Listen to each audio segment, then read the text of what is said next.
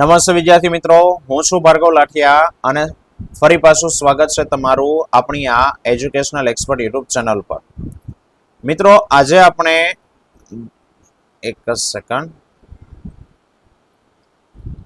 આપણે મિત્રો ધોરણ 10 માં વિષય વિજ્ઞાન અને ટેકનોલોજીમાં તમારી પ્રથમ સામયિક પરીક્ષા માટેના મોસ્ટ આઈએમપી પ્રશ્નો છે તે આપણે જોવાના છે. બરાબર, સેક્શન સી ની વાત કરવાના છે, જેની અંદર 18 માર્ક્સનું તમને છે તે પૂછાવાના છે.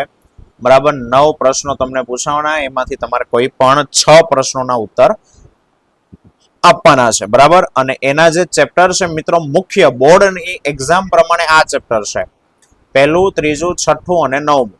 આમાંથી જનરલી તમને 3 માર્ક્સનો પ્રશ્ન પૂછાતો હોય, પણ જો કે પ્રથમ સામયિક છે એની અંદર બધા ચેપ્ટર હોતા નથી, તો એવું બને કે સાહેબ આ ચેપ્ટરોની સિવાયના પણ જે ચેપ્ટર છે એમાંથી પણ 3 માર્ક્સના પ્રશ્નો આવી શકે. બરાબર, ઓલરેડી મેં એ પ્રશ્નો તમને 2 માર્ક્સમાં પણ કીધા હશે, 4 માર્ક્સમાં પણ કહેવાના આવશે. બરાબર, એટલે એમાં કોઈ અલગ નથી, આવી જશે એની અંદરના. બરાબર, પણ જનરલી એના ચેપ્ટરો આ છે, તમે આટલા ચેપ્ટર કરશો તો પણ તમારા 18 માંથી 18 માર્ક્સ આવી જશે. બરાબર, ટેન્શન લેવાની જરૂર નથી. ચલો તો પ્રશ્નોની શરૂઆત કરીએ. પ્રશ્ન નંબર 1, પહેલો ચેપ્ટર કે ભાઈ ઉષ્માક્ષેપક અને ઉષ્મા શોષક પ્રક્રિયા ઉદાહરણ આપીને સમજાવો. 3 માર્ક્સ માટેનો પ્રશ્ન. બીજો પ્રશ્ન કે ભાઈ વિઘટન પ્રક્રિયાને સંયોગીકરણની વિરુદ્ધ પ્રક્રિયા શા માટે કહેવાય, અને આ પ્રક્રિયા માટેના જે સમીકરણો છે એ સમીકરણો લખો. વિઘટન પ્રક્રિયા એને સંયોગીકરણની વિરુદ્ધ શું કામ કહેવાય છે. ત્રીજું છે ઉષ્મીય વિઘટન એટલે શું, અને ઉદાહરણ આપીને સમજાવો. 3 માર્ક્સ છે મિત્રો, એટલે સમીકરણો જ્યારે પણ હોય ને ત્યારે 3 ઉદાહરણ મિનિમમ લખવાના. ચોથું વિસ્થાપન પ્રક્રિયા ઉદાહરણ આપીને સમજાવો, અને રેડોક્સ પ્રક્રિયા ઉદાહરણ આપીને સમજાવો. તો અહીંયા સુધી હતા તમારા ચેપ્ટર 1 ના પ્રશ્નો. ચલો ચેપ્ટર 3 માંથી છે મોસ્ટ આઈએમપી સવાલ, રાસાયણિક ગુણધર્મને આધારે ધાતુ અને અધાતુ વચ્ચેનો ભેદ પારખો. રાસાયણિક ગુણધર્મોને આધારે. પછી છે ટૂંકનોંધ લખો મિશ્ર ધાતુ. મિશ્ર ધાતુ અથવા તો સવાલ એવી રીતના પણ પૂછે કે ભાઈ મિશ્ર ધાતુ એટલે શું. કોઈ પણ 3 મિશ્ર ધાતુઓના નામ આપો અને એમાં રહેલા ઘટકો જણાવો, અને મિશ્ર ધાતુનો ક્યાં ઉપયોગ થતો હોય એવું જણાવો. બરાબર, તો 3 માર્ક્સમાં એવી રીતના પૂછે. ક્ષારણમાં પણ 3 માર્ક્સમાં ટૂંકનોંધ અથવા તો ક્ષારણનો સવાલ ફેરવીને એમ પૂછે કે ભાઈ ક્ષારણ એટલે શું, તેના ઉદાહરણ આપો. તો 3 ઉદાહરણો છે, લોખંડ, ચાંદી અને કોપર વાળું, એ ઉદાહરણ લખવાના, અને ક્ષારણને અટકાવવાના ઉપાયો. તો 3 માર્ક્સના આ પ્રશ્નો. ચલો મિત્રો, 2020 ની અંદર રેગ્યુલર એક્ઝામમાં સૌથી પહેલો સવાલ હતો ચેપ્ટર 3 નો, તો એ આ હતો થર્મિટ પ્રક્રિયા. થર્મિટ પ્રક્રિયા ઉદાહરણ આપીને સમજો. તો મિત્રો ઓછામાં ઓછા 2 ઉદાહરણો તમારે લખાણ સહિત છે તે લખવાના. પછી છે સક્રિયતા શ્રેણીમાં મધ્યમાં રહેલી ધાતુનું નિષ્કર્ષણ સમજાવો. સક્રિયતા શ્રેણી એમાં મધ્યમાં રહેલી ધાતુ એને કઈ રીતના છૂટી પાડવી એનું નિષ્કર્ષણ સમજાવો. 11મો છે કાચી ધાતુમાંથી શુદ્ધ ધાતુના નિષ્કર્ષણ એટલે કે એને છૂટી પાડવાની પ્રક્રિયામાં જે તબક્કાઓ છે એ તબક્કાઓનો ચાર્ટ સમજાવો. મિત્રો તમે એ ચાર્ટ યાદ રાખી લેશો, બરાબર, એટલે તમને કઈ રીતના એ ધાતુઓને છૂટી પાડવીને એનો અંદાજ પણ આવશે. એટલે કદાચ તમને મધ્યવાળી ન પૂછે ને કોઈ બીજી પૂછ્યું ને તો તમને ચાર્ટ યાદ હશે ને તો તમને ખબર પડશે કે આમાં આવું કરવાનું આવે, તમે અંદાજિત થોડું લખી શકશો. એટલે એનો ચાર્ટ છે તે તૈયાર કરવાનો છે. પછી છે ધાતુ અને અધાતુના અપવાદ લખો.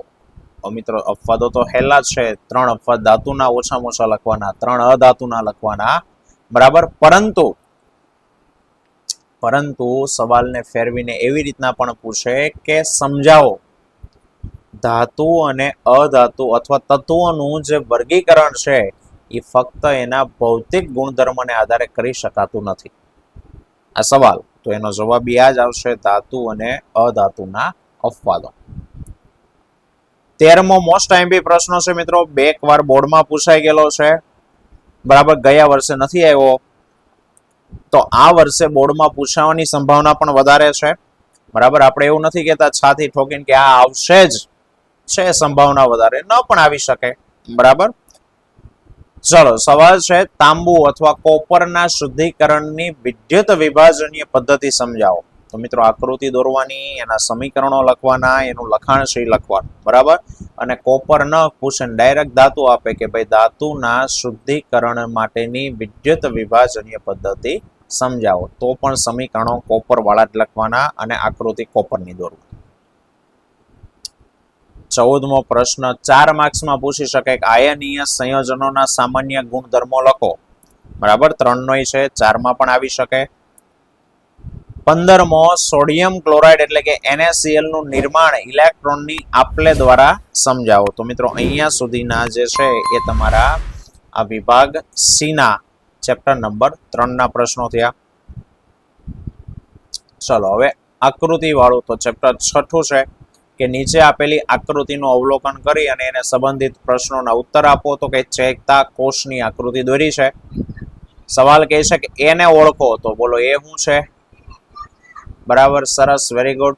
બોલો, કમેન્ટ મારો. શિખા તંતુ છે.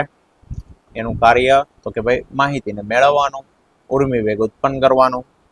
બી ને ઓળખો. તો બી શું છે? ચેતાંત છે. અને એનું કાર્ય તો કે ભાઈ તે ચેતા રસાયણ મુક્ત કરે જે ચેતોપાગમને પસાર કરે. અને સી ને ઓળખો. સી આપેલો નથી, તો સી એટલે અહીંયા એરો મારેલો છે. બરાબર, અક્ષતંતુ પાસે. અક્ષતંતુ ક્યાંથી ઉત્પન્ન થાય છે?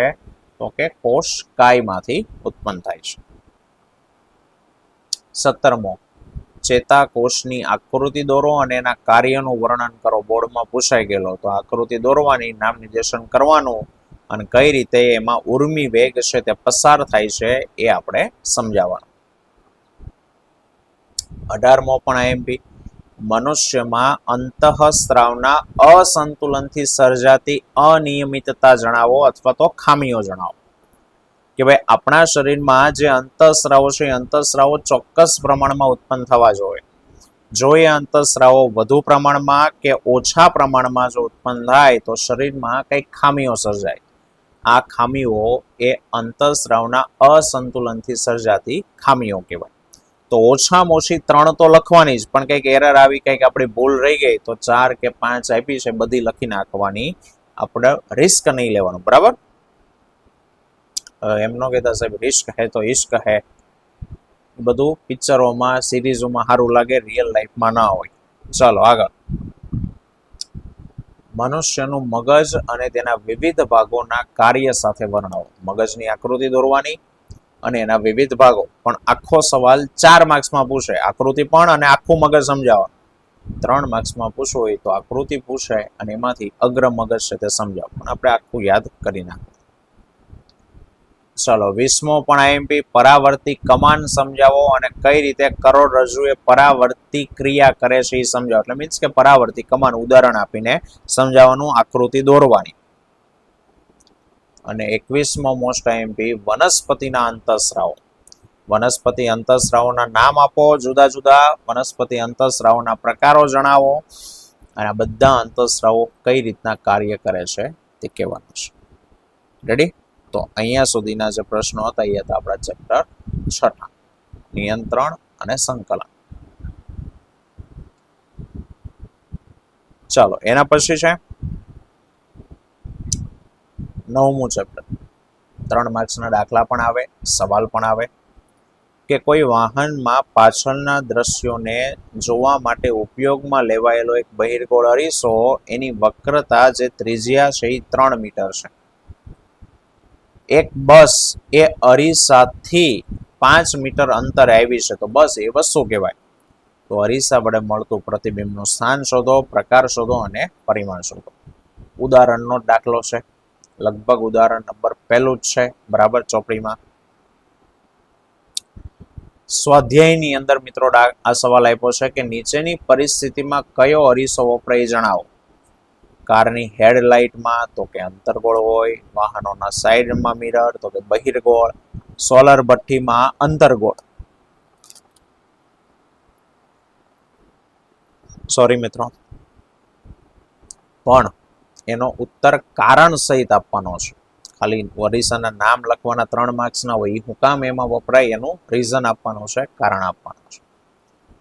24મો છે લેન્સના પાવર વિશેની ટૂંક નોંધ લખો. બરાબર, આખી ટૂંક નોંધ. 25 છે એક વિદ્યાર્થી સૂર્યપ્રકાશમાં લેન્સનો ઉપયોગ કરીને કાગળ સળગાવે તો તમારે કહેવાનું છે કે વિદ્યાર્થીએ ઉપયોગમાં લીધેલો લેન્સ કયા પ્રકારનો હોય? કે સાહેબ બિલોરી કાચ હોય, એટલે કે બહિર્ગોળ લેન્સ હોય. આ ઘટનામાં મળતું પ્રતિબિંબ ક્યાં મળે? તો કે પ્રતિબિંબ મળે મુખ્ય કેન્દ્ર F ઉપર, પણ F કેવું હોય તો F2 ઉપર. અને એ ઘટનાની આકૃતિ દોરવાની.